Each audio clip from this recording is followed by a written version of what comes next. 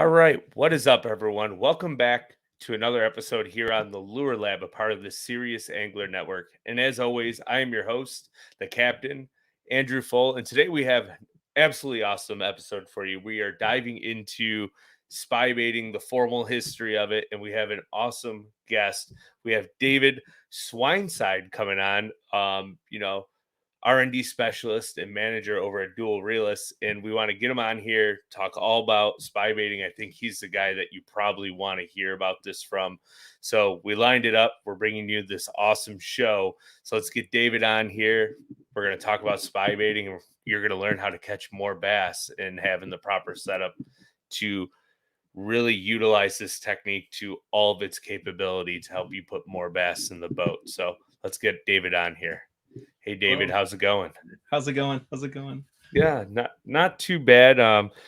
It's getting cold over here, and I think it's still warm where you're at, but fall's here, the bite's on, and we've been fishing a ton. So Hey, listen, if it drops below 70, I'm in trouble. You'll start to see me go into cardiac arrest, roll up into the fetal position. Yeah, so we're 48 in rain sound. goodness, yeah. We're heading that direction though. We had like an 80 day, and then it dropped to like 60 and almost 50, and then it popped back up. So yeah, Mother Nature's heading that direction. We'll probably see it here in the next couple of weeks. We'll start to drop into those true fall temperatures for sure. Yeah. So to give you an idea of what our temperatures are doing here before we jump into the show, last Tuesday I got on that really good spy bait bite I was telling you about, and on Tuesday it was 87, sunny and calm, no wind when I had that bite going.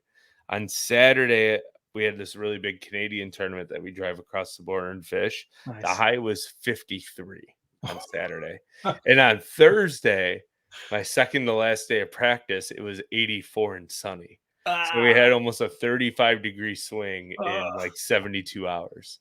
So yeah, it's great. Now it's cold and rainy every day, and tomorrow's gonna be sunny and 60, and it's gonna feel like Florida. So I can't wait. Yeah. It's almost torturous to see that when you start to see those bumps and those dives. It upsets me. We just had 3 days of rain, but then it perked back up again. Yeah.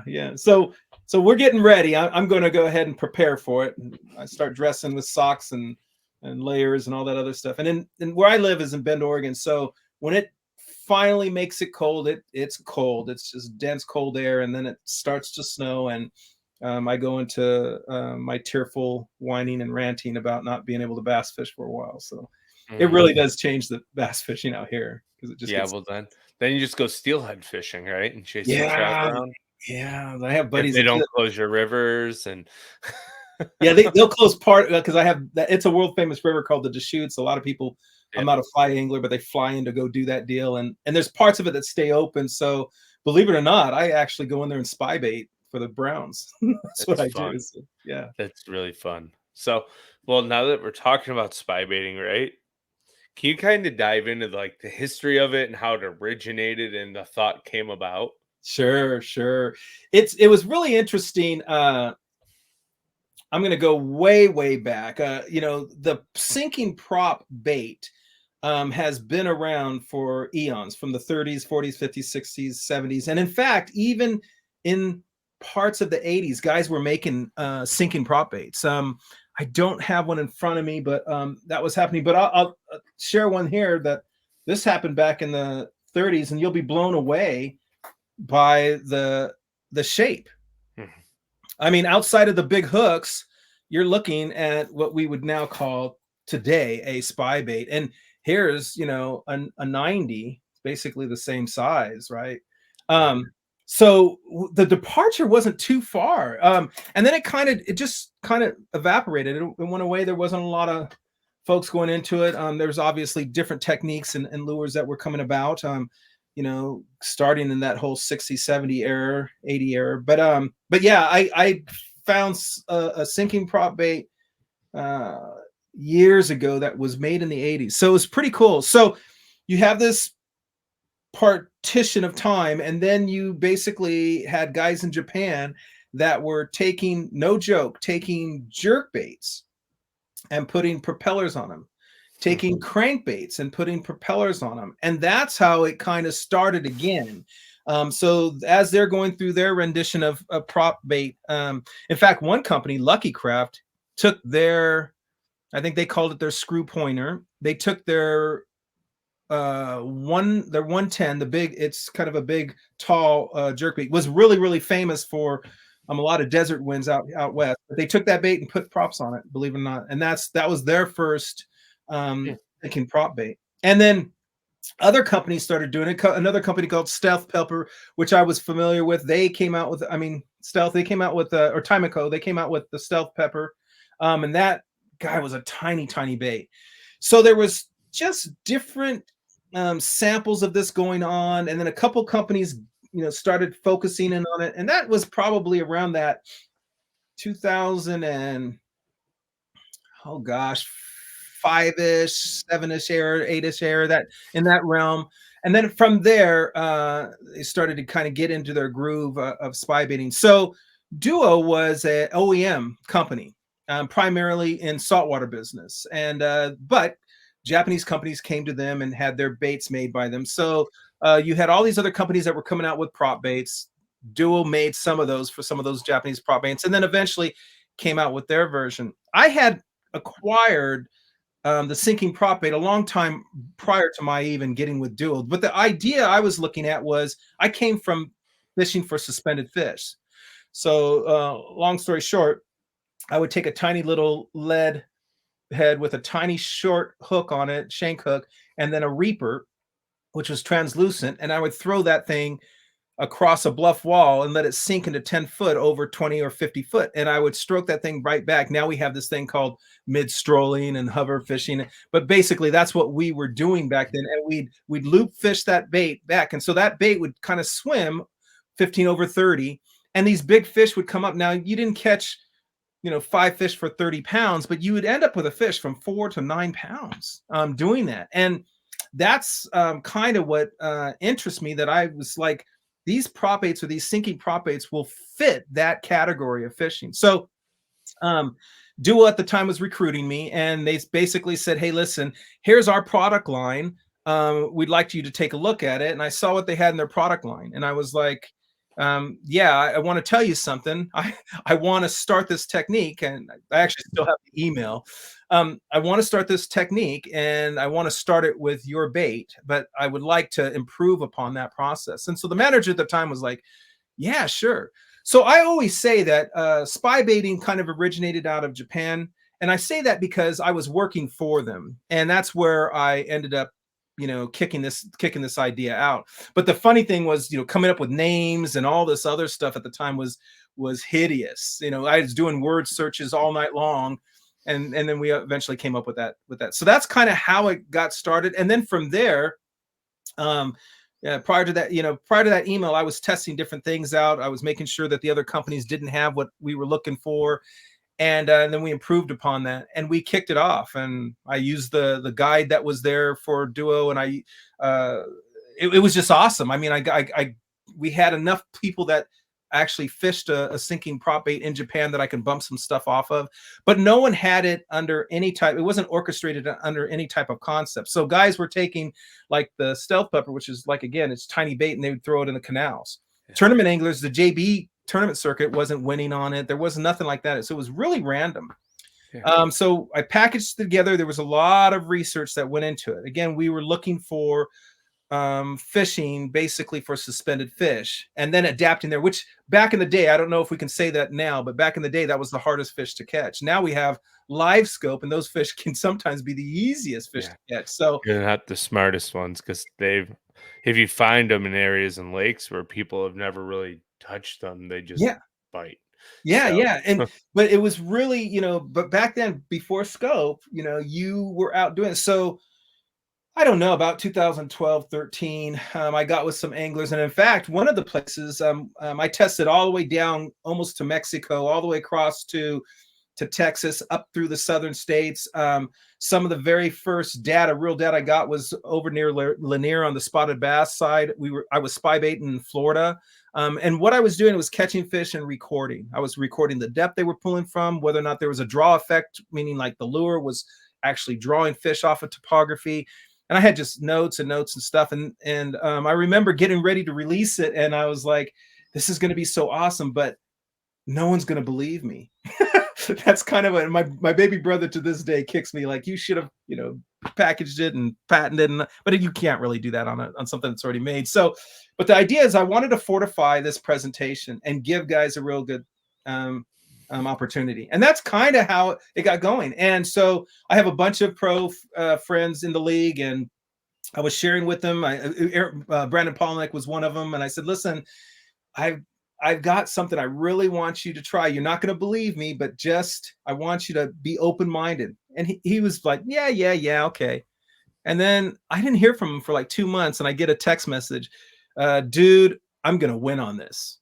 And that's what he said. And that was kind of one of those confirming moments. He didn't win on it, but he did catch a lot of fish. And then obviously, the guys up in Canada caught on and did really well with it. And it switched from kind of a largemouth or lake presentation for species to guys were catching more smallmouth with it than other fish. But you talk to the boys up in Lanier, there's hundreds of those guys that are spy baiting all the time and wrecking them. So it really did find some cool niches in that. But that's basically how it got going.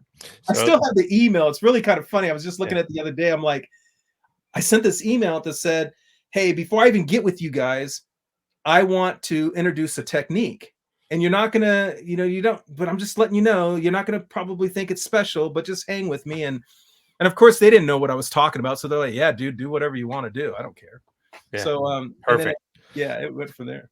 So I know you already held up a 90 size spy bait, but for those who are tuning in, for those who have yet to throw a spy bait, what makes the bait so special, and what attracts fish to come get and eat the spy bait? Well, yeah. So Duo, we have several models, and we can sneak through those whenever you want to. But the spy bait has a huge amount of draw effect. I don't know how many of your listeners are really into big bait fishing, but I'm sure there's a bunch of them. But if you can remember, I introduced the Roman Made Mother, which was a giant swim bait, and the swim bait, the swim bait concept was basically saying, hey, you throw a big bait out there and a big fish eats it. That's what you hope to happen. But I was studying more how much these swim baits were actually pushing water, how many of them were silent, meaning like low frequency distribution, and how many of them were flashing and giving a different profile and fish.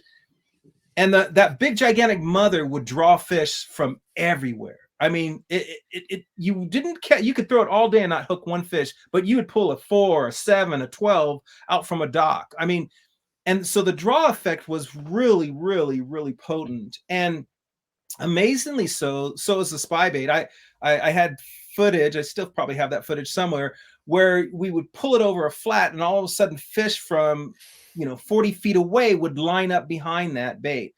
So that bait has quite a few different traits to it, and I talk about that in many different periodicals and stuff. But it has quite a few different traits, and you don't have to actively manipulate the lure. So it isn't like stroking, ripping, or pausing a jerk bait. It really does a lot. So we know it has this listing ability. Well, that listing ability is not just the body movement, but it helps distribute light from the bait. So depending on the color way of that particular lure, now you start flashing basically a pattern. The shimmy, as you kill the bait and you have this shimmy. Well, that's kind of a dying fish minnow attraction. So it was very intensified. That a lot of guys call that kind of like a Senko behavior of a Senko, but that shimmy effect actually reintroduces or retraps the visual acuity of that fish. So all these little teeny behaviors this fish is doing, or this bait is doing, it seems like as the fish get closer and closer to it, it confirms to them it's worth eating. It's worth taking a bite out of. So that's really kind of the tracking measures. And again, in spy baiting, you're not moving the bait. I mean, don't get me wrong. You'll see somebody on YouTube that says, hey man, I burned the bait and that's how I caught my fish. And God bless you. I think that's great. Go do it. That's awesome. Yeah. But for what the bait was designed to do for suspended fish off the bottom, it really lines itself up nice. And it's kind of a do nothing deal. When I was with Jackal, we had a couple different baits that did nothing, and you strolled them in, and that like eye motion and those type of things as well. And there is something to that presentation. Fish and end up trying to figure out what is that really about. And so those little tiny behaviors in the spy bait help keep the attention of that fish. Yeah, For sure. absolutely. So I'm kind of going to jump around on the questions because Sure, sure, I sure. gave you an outline here. There's so many different colors, but I kind of want to dive into first, like the ultimate conditions of throw, because as we're talking here in the listen, it omits light for fish attraction, right? Like, so what is the ultimate conditions to throw the spy bait? And then when do you switch up colors? Like, when do you go to something that's more flashy or translucent or more like solid or opaque? Yeah, yeah, that's a really good question, and probably we don't do ourselves justice because at Duo we have multiple patterns, so we can just make a guy cry. But and part of that is I because can some of tell those you some of my favorite ones real fast before we go. Prism Gill, Ghost Gill, and then like the pearl white one. I can't think of the exact name of but those are basically the only three I own, and then a ghost minnow. okay, Yeah. we'll have to sneak you a couple other patterns that I worked on. The but so uh well, we'll talk about, I guess, kind of grouping those colors. But the time of year, I have said from the very beginning, and this happens to do with that data collection. I literally have over 3,000 fish that I've caught spy baiting. It's actually more than that over the years of doing it. And every time I take it out on an R&D project, I still do that today. Honestly, I'll fish it in 40 foot of water, which takes forever. But there's a reason why I'm doing that. I'm trying to find out if there's some adaptability and stuff. And so I just record that stuff and I just keep that to myself. And but one of the things that spy baiting really in Japan, they fished it in canals, they fished it in lakes, they fished it on golf ponds or whatever. It was just kind of get to the bank, cast it, maybe be in a boat, cast it and see. Maybe it's over grass. And so this sinking bait, or they called it a screw minnow, screw prop bait. I hope I have a bunch of different names from it, but it was kind of all over the place. And one thing that I realized, that part of that reason is because actually you can catch fish spy baiting 3/4 of the year. Literally, you can. And the time that is most difficult, it was interesting. There was some YouTube video of one guy talking about in the US that guys are fishing in the wintertime. I don't recall too much wintertime fishing with it. Now, guys would do that, but I think they were really caught in that kind of zone of fishing it whenever and as often. But I'll tell you, from springtime, and of course there are other lures that work better in spring, in my opinion, but from pre-spawn all the way through summer and then all the way into fall is all spy baiting water. It's all good during that time So is frame. there like a certain water temp you look for? Yeah, so in the pre-spawn, I don't worry too much about the water temp. I worry about where the fish are kind of positioning, if I can kind of be a little bit predicting in that. And then I worry about stability. So let's say that it's 48 degrees. Well, as long as it's 48 degrees and goes on for a few days and into a week, and that stability, I think that really helps. The other thing in early, especially out west, early, that February, March timeframe, the sun is penetrating the water quite a bit. So things are getting illuminated more than in January, more than in November. And those fish start to respond to that sunlight, in my opinion, and they start their migration route, blah, blah, blah. But I'm looking for that transition. So those deep water fish kind of start getting up on stuff that's not so deep. Maybe it's only 20 foot. And I'm back in the day, 20 foot was deep for a lot of people. But basically 20 feet is the back of your boat. You're in the front of your boat, you turn to the back, that's the depth. But for a lot of people, the mentality was that was deep. But they start getting in that 20-foot zone and they start getting catchable. They start moving on to places that they can feed and then move from there to get into spawning behavior, etc. So temperature, I'm looking for stable temperature. So I can actually sometimes catch them in pretty cold water, but it's pretty stable. And then the graduation is I respond to light more than I do temperature. Just to me, that's the way I think about it. So if I know I'm getting a bunch of sunny days, coagulated together, then that actually works in my favor for spy baiting. However, wind and sun, all that other stuff, churn and warm water, and so the bite can turn on because of that too. So 48, 46, around that temperature, all the way into, bumping, and and I've seen it in February get as warm as 62, 63. So that's a great, those are great temperature lines. But again, my focal point is the stability along those lines. So basically, like you're looking for high pressure system, bright sunny skies, and just multiple days in a row of the same type of weather. Yeah, yeah. And high pressure usually means no fish a lot of times for tournament anglers, right? But in spy baiting, you're covering quite a bit of water. If you take one of the baits, you make a long cast, you're casting 120 feet, and you can roll that right along a weed line or right up against the bank where some of those neutral mode fish can be susceptible to be caught. So that plays into it. Obviously, too, if the sky churns and the wind hits and the waves start breaking, I throw it too. So some guys will talk about slick off. That is important in some conditions to look for the slick. But the other thing is we catch a lot of fish. I catch a lot of fish on moving water, meaning surface area is broken up and splashing around. The funny thing is, that was a no-no to talk about back in the day, because they were like, no, you can't, and I wanted guys to get bit. So we talked about kind of difficult conditions, how to spy bait. But if you watch, for example, Kevin Van Dam, and I knew his brother at the time when I introduced the spy bait to Randy, but when you look at Kevin in the tournament that he won, if you watch St. the Lawrence, live, it was cloudy, wasn't it? yes, and the waves were how big, right? Yeah. So, and I used to catch a lot of fish doing that. The only difference is after my long cast, I would actually break surface tension, cut the line into the surface of the water and drop the rod tip down and let it kiss the water. And then that way I didn't have a lot of lateral movement or up and down movement on the line. So that helps streamline things. And I used to catch a lot of big fish doing that. So I don't want guys to get discouraged so much about weather patterns, but stability does help in the earlier years. And then, earlier time frame. And then you move into the kind of spawn and everyone's active. They're moving quite distances. Like you've probably seen this as a guide. You throw a jig over to the right side and it takes 12 seconds for the fish to go get the jig. But come spawn and it's warmer, he's over there before it lands in the water. Mm-hmm. Right? So that metabolism now is perked up and those fish are hungry and they want to eat and they want to reproduce. And so the bite turns on pretty good.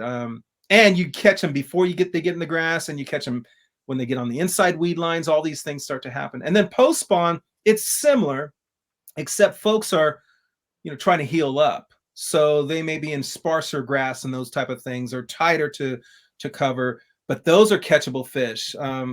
Bait ball fish are catchable, meaning, the fry that are in the bait and the corners and stuff. So yeah, so that whole time frame turns, but about spawn time onward, that just starts to warm up and everyone gets active. Then they get off the bank and water temperature hasn't changed. It's just gotten warmer, generally speaking. And the fish now move because of the clarity and because of other active bait or forage. They start moving off the bank quite a bit.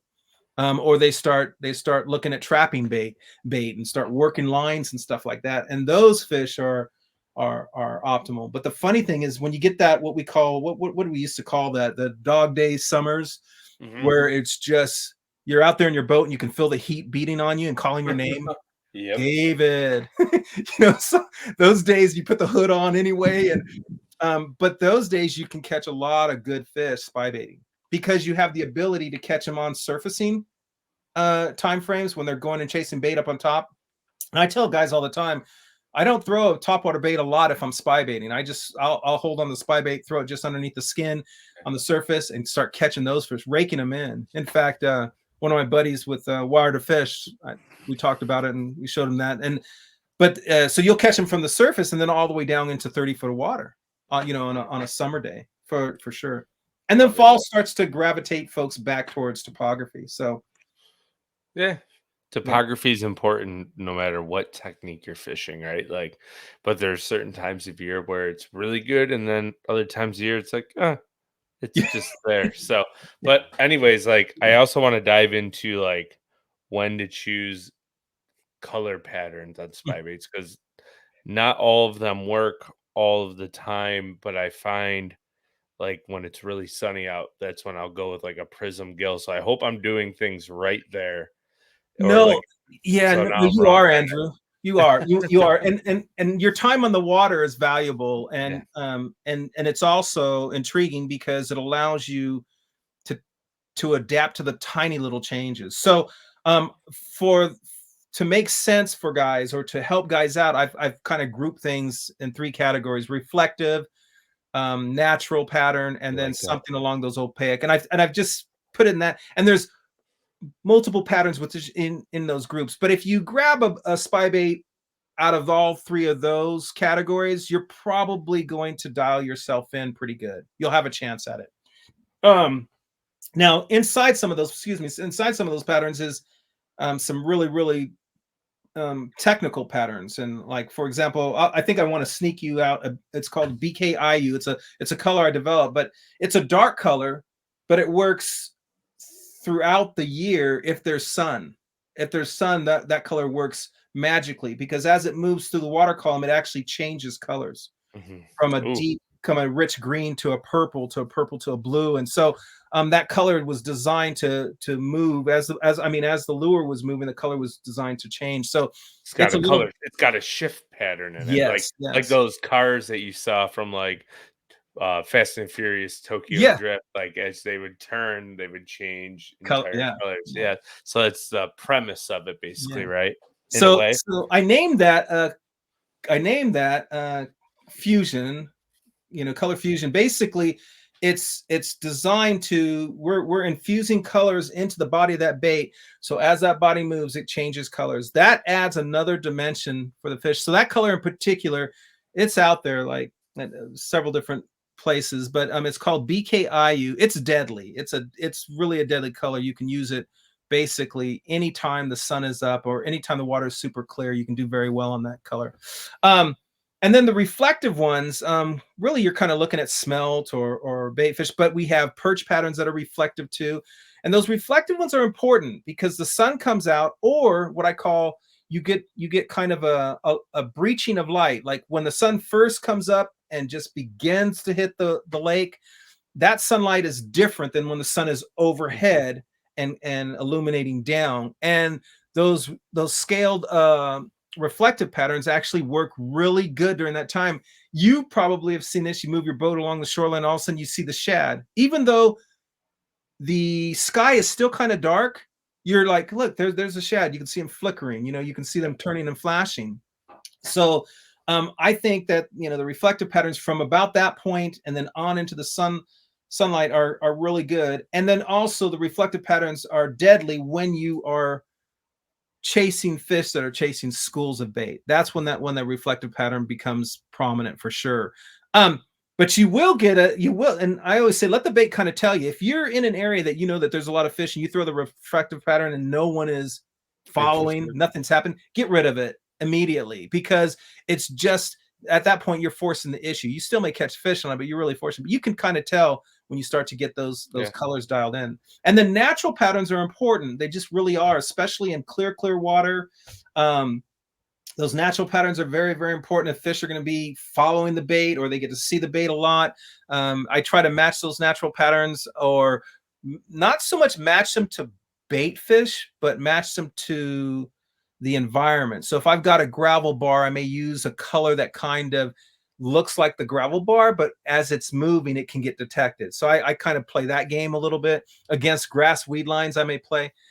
Grass and white, though, is always a standard. So a white bait or an opaque bait against grass lines is important because the fish a lot of times are inside those grass lines or into the cuts or behind.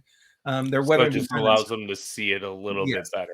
exactly. So I always say that that's a standard of mine. Grass and white. You don't have Grass to. white and clouds. When it's Yes, yeah, cloudy, go opaque and bright white, yes, obviously. and that's kind of the old rule, right? You get that kind of stormy front, and you start looking at opaque. And the funny thing is you get very similar when the sun goes down, but very similar type of light situation. So when I know, and I'm guilty of this, taking my friends out and making them fish with me until dark, Uh, when, when I do that, you know, I'm literally looking for to illuminate that bait some way or form when I get my last hours or minutes in. So, so don't live or die on color laws, but definitely there's groups of them. The reflective, there's natural patterns, and then there's kind of the opaque patterns, and you can start to sample that. And it's funny because people ask me all the time, well, do you think color really matters? And it does. It really does matter, in my opinion. I've seen the difference where I've thrown.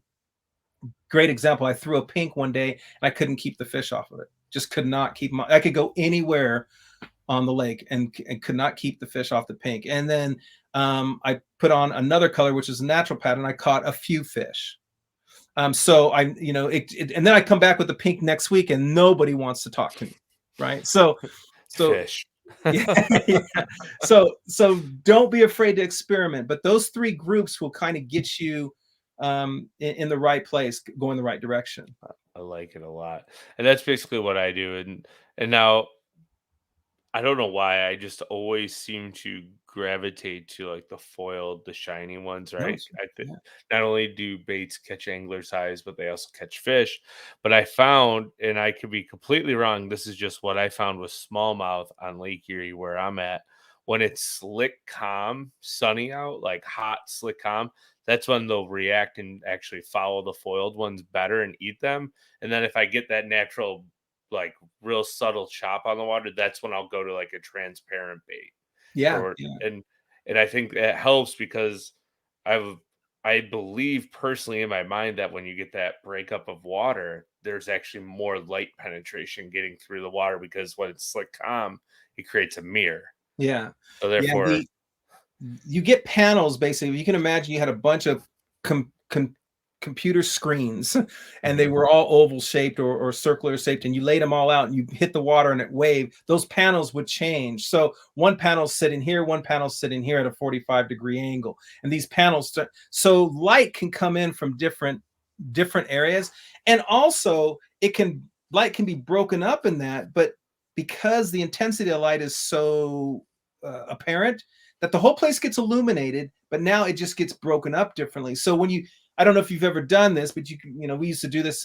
We were pretty stupid kids, but we'd lay down in the bottom of a pool or in a lake, and we'd just sit there and look up, and we would roll lures past us. And you could see the difference. You could see the difference in how that lure looked in profile against a broken surface, and you see the difference in color, how things kind of got mushed up or crazy. grayed up. I mean, I know that's weird, and so but I am a weird lure Hey, guy. So fishermen fishermen are weird. Like we're all weird. Like right? Like we find guilty pleasure in chasing little animals around and catching them with hooks and rods and reels, and yeah, we don't eat them. We throw them back. yeah, yeah, Like it's quite the weird hobby. Like yeah, lifestyle passion. It's we are a different style of human, and yeah, yeah, for it's sure. quite glorious to be My honest my because my wife will say all the time, if I have somebody online with me, we're talking fishing, and I mean, like we're diving in it now, and we're, you know, the yeah. juices are flowing. She just literally taps me on the shoulder, gives me a kiss on the back of the head, and then walks out. She knows it's all done. And then she'll say something to the effect, "Well, how was your other wife? How did that go?" You know, so she I just messes love with it. me all the time. But Oh man, that is so good. So, kind of jumping back in here sure. because I am here on the Serious Angler Network. We're kings of rabbit holes, so this could go on forever. But we're trying to keep it on task here, right? Like, and I'm terrible at keeping things on task most of the time. But before we get into the proper setup, I want to dive in a little bit real fast into all the different sizes, right? There's like 80s, 90s, there's a 72, then you have G fixes. So kind of like walk through the progression of each of those baits, Sure. simply why dual realis came out with all these different ones and just kind of touch on it briefly and then we're going to move into the proper setup to fish a spy bait. Yeah, for sure. The well, when we introduced spy baiting, obviously, in that technique, it wasn't, we weren't finished with data collection on that. There was so many things that we wanted to do. So that's why you'll see an array of shapes and sizes in our lures. But basically, we started with a one of the beginning lures was a 60, and it was called a grade A 60. It's a real tiny bait. It basically was what I call a static moving bait. The idea behind it was profile, just basically profile. It did nothing else. It didn't saunter or do anything else in the water. It just moved across the water. There's companies that have followed that action or that motion. And then we moved into the what we call the alpha 62, which is 62 mm, 62 millimeters, but Oh, man, it's that thing's got some rash on it. yeah. So this one right here is actually a prototype from from back in the day. But that's 62. So it's almost the same size of what I was just talking about, but it's significantly heavier. And so this one is 3/8 ounce. And we played with different weights to get the right depth and action. So it's a tiny bait. It has tall sides on it, so which would follow kind of that shad profile. But again, it's really small, and it needs to be worked a little bit differently as far as line and casting and stuff. But basically, that's your petite bait that can get a little bit deeper for you. And then we moved into the 80, which was Duo's original prop bait. They're 80, and Is that that had that BK color? yeah, that is it's BK. Yeah, IU. Can you see it? Yep, There we go. right there. So you can kind of see the difference. Good. See, There's like about purples, greens. yes, there's like 8 colors in it Oh actually. wow. So yeah, so that color, like I said, we'll sneak you some. Maybe I can send you a couple for your audience too. But it's a deadly color. So I worked on this color for about 3 years before I got it where I called perfected. But I love this color. Obviously, I'm biased, but it has a lot of versatility to it. But here's the 80. And then we have an 80 G Fix, which are exactly the same size. These two baits are the same size. The difference is the G Fix. My rationale behind the G Fix, the 80 did what it needed to do, but I knew that competitors were going to come after this lure for behavior, etc. They were going to come after this. They were going to start creating lures that were going to get close to emulating this bait. So I wanted to have a bait that offered, I don't know how to say this, except like more steroids. This bait took a little bit more steroids. So to give you the difference, they both are 3/8 ounce, but this bait will cast 25 feet, 30 feet further, which is significant for what we're doing as far as depth, etc. That allows it to get 7 feet deeper, etc., etc. So it traveled further. The other thing was I was trying to make a petite bait that could be fished, if need be, on a bait casting rail setup. Line weight like 7 to 8 pound test. The right rod, you could get away with it. It's not ideal. It's not perfect for that, but it would allow guys, because I ran into, when I was introducing this technique, I ran into guys literally saying, I'm not going to throw that because I don't throw a spinning rod. Well, you and I laugh and giggle about that, but there's really an ideology behind it. Some guys won't do it. So I was trying to give guys some opportunity in that too. But the G Fix is basically the 80 on steroids. And it's my number one bait. As far as if someone said one spy bait, what would it be? It'd be the G Fix 8. I can fish that in tournaments. I can fish that fun fishing, deep, shallow, etc. So that's Allows you to fish it a little faster too, right? yes, yeah. And it allowed you to cast in the wind better. So, those were kind of key things. And then we moved up the ladder and we made another Alpha series. This came from Mr. Adachi. It was his project, and he's a lure designer for Duo. Is that and the 72? 72, Alpha 72, correct. I came up with these kind of natural patterns, for the Great Lakes area, kind of Great Lakes series. So they show up about once a year. But anyways, that bait, you can, if you cast that across your neighborhood, couple streets, and you hit somebody with it, you kill them. I mean, that's how heavy that dang thing is. But you can fish down into 30 foot of water with it, 20 foot of water without, and you can fish in heavier current or tidal changes or those type of things. So moving water, this thing shines in, and in depth it shines in. I took a friend out one time and we were fishing a push, basically, where a river was kind of, confluence was coming in, but it was banging against a rock and then rolling over the rock, and the current that was rolling over the rock was even more stronger than the current that was meeting the face of the rock. And so positioning that bait actually allowed me to roll it right next to that boulder, if I can say that, and we could keep it there where the other spy baits would get pushed by the current.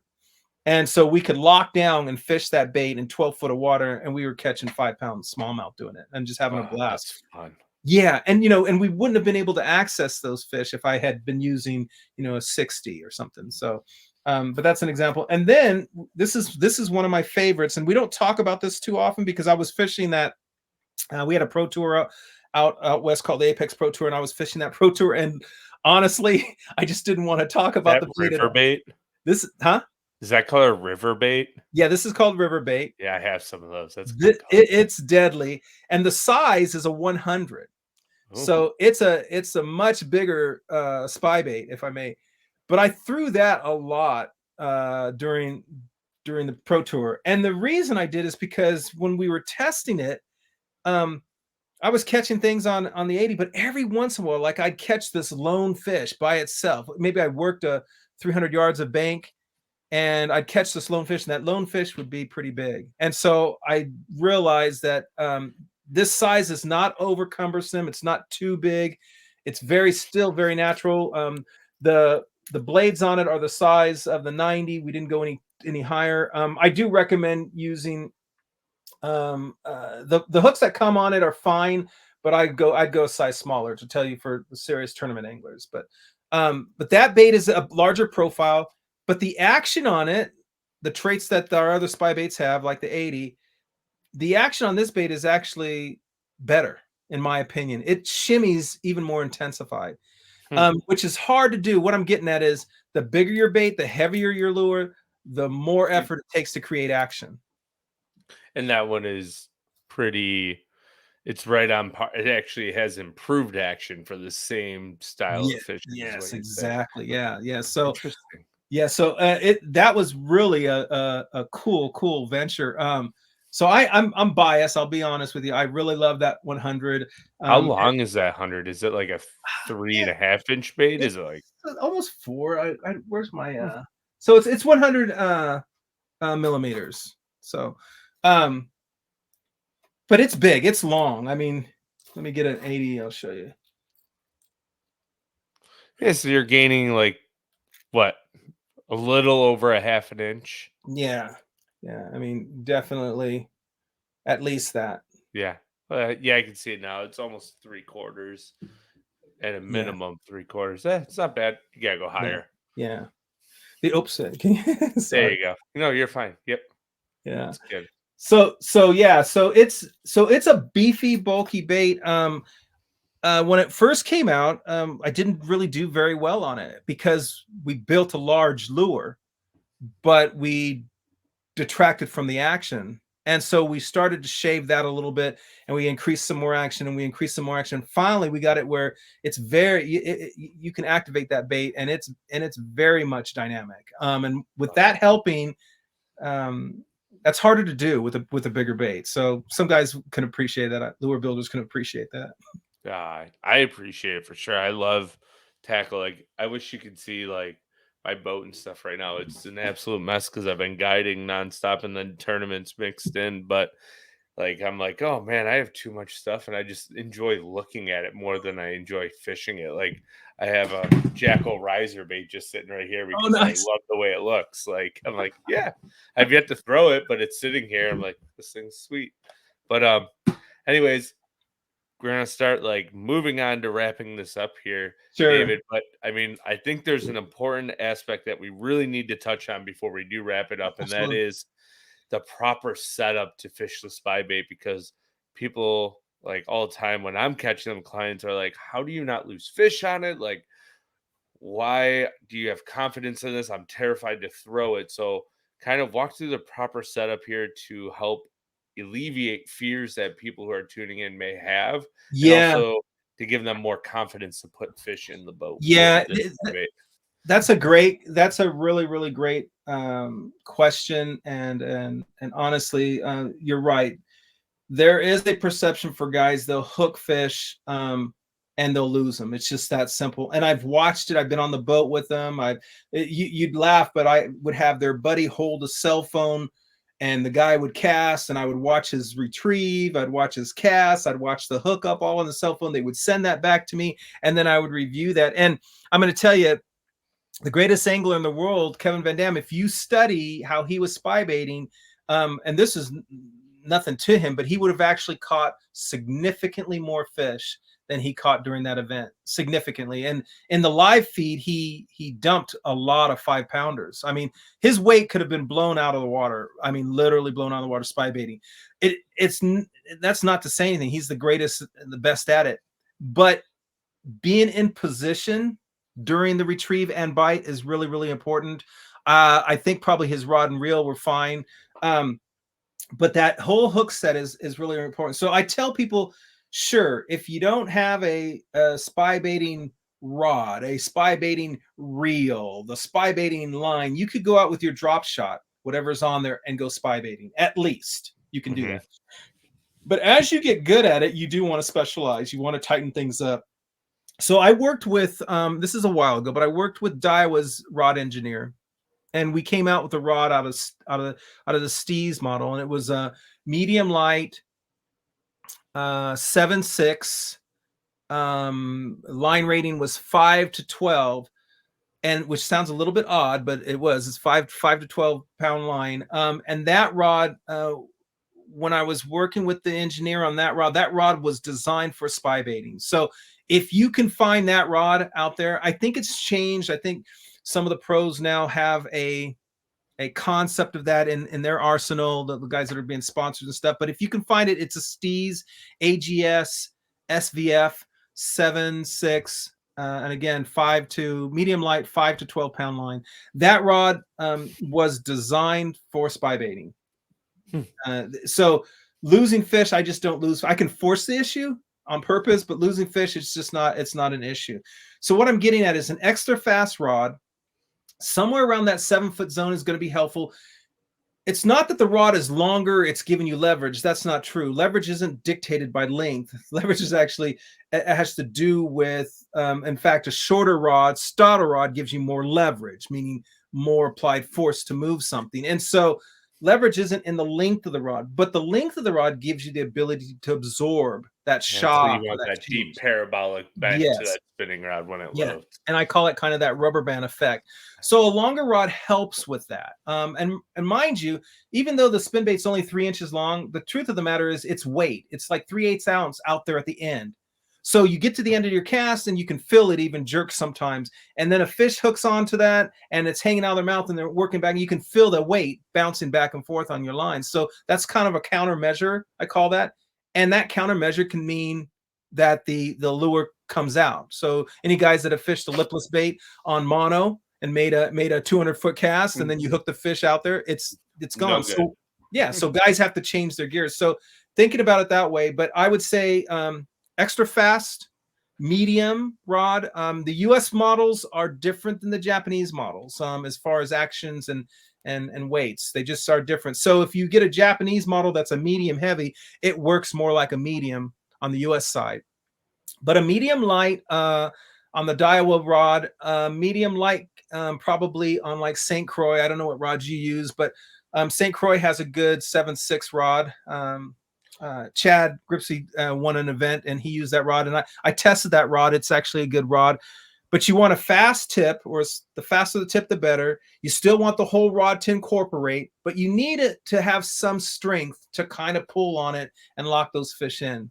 That's kind of the ideal situation. Too flimsy of a rod, you're not getting any control on the fish. So too flimsy, I'm going to use a fly rod effect. You're not going to get control on that fish. You will have the rubber band deal, but you won't get the control. So the rod I use real fast, I use a 7'2" medium Alpha Angler Spybait rod, which is my drop shot rod. Jake Boomer, is the dude. That rod, I can honestly say I've yet to lose a fish with Spybait on that rod. Jake's good people. I love Jake. I gotta call him back tomorrow. He called me a little bit ago. Good. So, he's good people. So your rod needs to be strong enough to pull on the fish and move the fish. The rod tip being fast is going to allow that tip to grab more line. Okay, and then the parabolic bend is keeping the rubber band effect.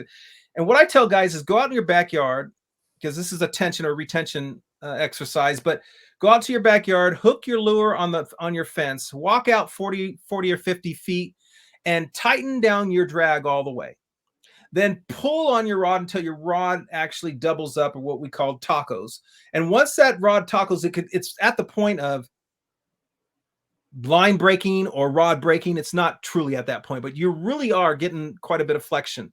Once that's in place, then start to loosen your drag so that you start to get an even slip. And from there, your adjusting of the drag is much easier when you're on the water.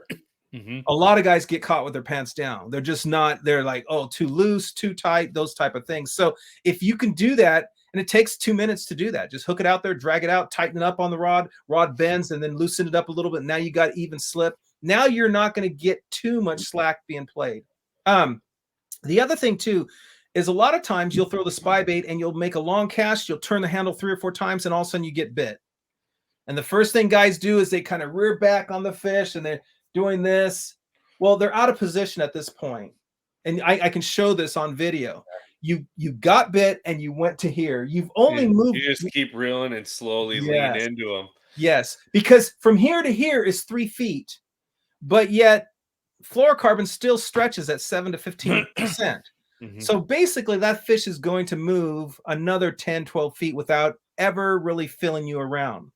Okay, now he's done that and he's close to the surface, and he goes ahead and he starts to break water and jump and shake, and you've never really got him pegged. So really, really important. You're going to feel the tick or the bite, or you're going to feel a little bit of tension. You actually want to reel until you pull the slack out of that line, until the line tightens up. And some guys will be like, wait a minute, you know, you're going to lose the fish. The fish is going to detect you. No, the fish is coming to you many, many times, or they're planing.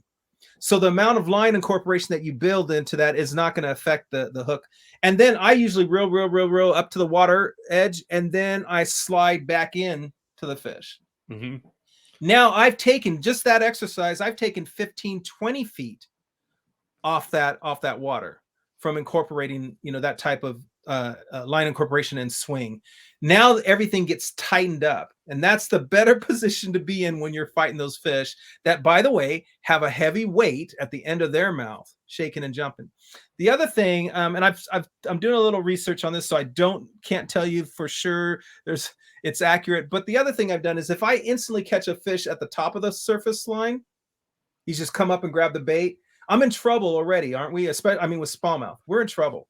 So at that point in time, I may rotate my rod up so I get a better top to bottom angle, like that 45-degree angle. I'll rotate my rod up and I'll allow the fish to swim off with the bait.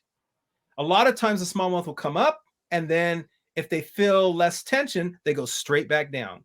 And once he starts to do that, then I'll get better and I'll chase him a little bit, reel up the line, and then I'll set the hook. I'm telling people this because I do it. Somebody's out there is going to tell me I'm absolutely ludicrous. That's how you lose fish. But the point I'm making is I'm changing the fish's position from being up and on its side facing the surface or rolling into this position to coming back down. Once they start going down, you have way better angle and much more leverage. Exactly. So I do that. So I'll rest the bait on them. I rest it on their head and let them start to swim down. I don't pull on them. And then once they go down just a foot or two, they don't like to come right back up instantly. They've made a decision. And then I can chase them a little bit and do the line incorporation. Now for line, because I mean, reel is important when you're finesse fishing. You always need a really smooth drag on a reel, on a spinning reel. And we're not going to get too much in the spinning reel because I know that it's mostly a spinning reel setup. But are you a braid to fluoro guy or just straight fluoro when you spy bait? So this is here's the straight fluoro. There's the answer. Yeah. Yeah. Now 1,000 years ago, probably before most guys were born, I came up with a line presentation called T-shotting, which is now just fluorocarbon and braid. But T-shotting came from the idea of saltwater fishing. They used a shock leader. Shock leader was embedded into a hollow braid, and that hollow braid became like a finger cuff, and they fought these big tuna. I love the idea behind that. I even pulled that for freshwater fishing, but unfortunately it catches a lot of air, so it didn't show to be so effective. But the concept was that shock leader being out in front. So I do use braided fluoro, and when I use braided fluoro, I'm actually wanting to take the bait and make it suspend. If this makes any sense, it's not truly suspending, but when you see it on live scope, you'll see the bait flatten out with braid to floral, and it'll stay up higher Mhm. than the floral one. So And it's almost causing the nose to kind of rise on the bait and kind of yeah, release it I'm slow. doing quite a bit of hang time. Basically, I'm having that bait come across the bottom. It may be 20 feet above the bottom, but it just stays there, and I can slow my retreat. I can actually stop my You're helping retreat. it glide better, basically. Yeah, yeah, and it's just a flatter, and it's just kind of a flat. Now with fluorocarbon, though, we're heavier, right? Fluorocarbon is 40% heavier than nylon 6. So now what we get is we get a bunch of line once it's broken surface tension to start to fall, and that gets quite a bit of belly. I love fluorocarbon for jerk baits. Some guys Mhm. don't. I love it because it I'm pulls the jerk bait 100% line. in. Yep. Yeah, so that's the concept. So I do tee shot quite a bit, but it's but in my head I have one rod ready to go, and I know exactly what I'm going to be doing with that rod. I want that rod. I want that lure to hang out there 15 feet below the surface and stay flat out there, almost like it's suspended jerkbait. And that's what I'm trying to get. And I know that that's the zone I want to stay in versus the zone at 18 to 21 foot. So I will, when I get really anal retentive or specific, I will line the bait out that way. Yeah. But Have you tried to use like a more subtle, higher carrier count braid, like a 12 carrier count? yes, so back in the day, you had 2, 4, and 6 carrier, and then people have moved to 8 carrier. 8 carrier still there's quite a bit of discrepancy in 8 carrier. So 12 carrier is kind of going, and 16 carrier is kind of going into that realm. I don't think that's a bad way to go. I haven't spent a lot of time with those higher Yeah. carriers, I use a but 12. The only reason why I ask is yeah, I use a 12 carrier count braid because it's more subtle and it kind of it's not like straight rope, right? Like yeah, because it gives you more basically mendability in that line underneath water. And I yeah. found that allows me to get my bait deeper, as deep as I used to fish it on fluorocarbon without the amount of resistance, like the floating resistance that Hmm. the lower carrier count braid counts. And Yeah, I because think it gives the bait a much better action too. yeah, the actual diameter of some of the lower carriers that there's quite a bit of mass in Mhm. order to get what they're trying to do. So the higher carriers will be tighter, but also the material. So PE polyethylene is better than Spectra for the same purpose. It tends to tighten up. PE. This is a PE8 carrier, but Yeah. I have PE12. Well, Yes. I don't remember exactly what it is. It might not be 12. I think it might be PE 1.0. I don't have it. I have it in actually here we go. The 20 pound is 1.5 PE. Yeah. Yeah. It So on your PEs, there's depending on the companies, and one of the best companies in the world that really I mean, there's a lot of companies that have them. Daiwa has it, Seagar has it, Viveris I think has it. There's quite a few different companies that in Japan. But if you find basically the higher quality the PE is, the tighter the tolerances are. That's what I'm getting at. And so when you get a real high quality PE, it cuts water better. It's tighter, meaning tighter and denser, and it's just a better uniformed product. But I remember the difference between Spectra and PE, and it was this is 1,000 years ago too. It was night and day difference. It was like taking rope and big rope that you would weave together and nylon rope and showing the difference in diameter. It was dramatic. I think everybody's moved now over a little bit to better performance, but the higher end Japanese lines definitely their PE is world class. The machines are wicked. They look like little spider legs as they try is to just weave. weaving it all together and pulling it super tight. Yeah, Toray was one of the first companies. I don't know if you've ever heard of them before, but Oh Toray yeah. was one of the first companies that made an 8 carrier that was impregnated, color impregnated. And so we had tapers, and these little tracers were little white marks every 3 or 4 feet in the line. It was awesome because when we would cast in dark, cloudy days, windy, rainy days, you could find your line quickly.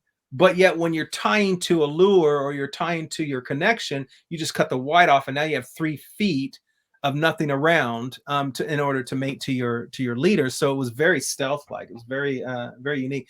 But those white tracers would help you see in gray light. Like, it was awesome. So I still Yeah. have some of that, but spend your money and get a high quality line. And like you just mentioned, there's some companies that have moved forward that are now doing the 12 carrier and stuff like that. I haven't stayed up on that too much, so I can't really give my opinion, but I think it's the right way to go for sure. I love it. So, well, we're gonna wrap it up here. We're definitely gonna have to do some more episodes because I want to do like more bait specific episodes here and dive into like each realm of each spy bait. Because the one I haven't thrown yet is that 72, and Yes, yeah. I would really love to dive into that one here. Maybe this winter we can schedule something. But Mhm. we do have one last question for you, and it's our Do It Molds Juice of the Show, which is a tackle creation company that we're partnered with here, and you can do all kinds of things. They don't have a spy bait mold, so you can't go pour your own spy baits, but you can buy replacement style hooks that may work. And I'm not recommending you do it. I think with a spy bait, you want to keep the hooks that come with it, which are incredible and they're balanced perfectly with that. But David, what is one juicy tip you would give to the people who are tuning in here or new to spy bait fishing? What would that tip be to help them just be more confident in fishing a spy bait? Yeah, for sure. Well, first, I've heard of Do It Molds for years, and that's a good company. So I'm We glad you're love those partnered. guys over there. Yeah. You partnered with some good people, and they keep coming out with stuff. So I think you're in a great place there. The one tip I can give, which is going to sound absolutely ridiculous, but is fish the back 40. And what I mean by that is, um, when I was introducing this technique, it didn't matter the skill set of the angler, elite angler, novice angler, it just didn't matter. What they all did was they casted their bait and landed on top of the hump, for example. And what happens is, here's your target, and you cast your bait on top of that. And with the spy bait, it's going to shimmy and it's going to go away because the weight of the line is pulling the rod, and that bait is going to shimmy away from its target. So when I say fish the back 40, I'm talking about, here's your target, cast beyond your target 40 feet. Think about getting far beyond your target. And you may ask why? Because it gives you a day and a night to prepare for whatever you're going to do there on in. If you have a hump, a stump, a rock cusp coming out of a point or something like that, and you cast beyond that, you can allow that bait to sink where it needs to go. You can start reeling the line in. Everything starts lining up, and now you've got time. And the time can be focused on watching the line and reeling and focusing there versus kind of casting and being all in it. So I always say fish as far beyond your target as possible. I just call it fish the back 40. If you think I'm going to cast 40 feet beyond the target, it definitely is going to give you plenty of time. When the lure sinks, it changes the angle of the line, right? So as that bait is falling, you're allowing that bait to get to the depth, and you're allowing your line in front of you time to get to the depth versus casting and then retrieving. So that's the one tip. It sounds a little bit silly, but it allows you plenty of time to line everything up. And now you're just focused on the retrieve.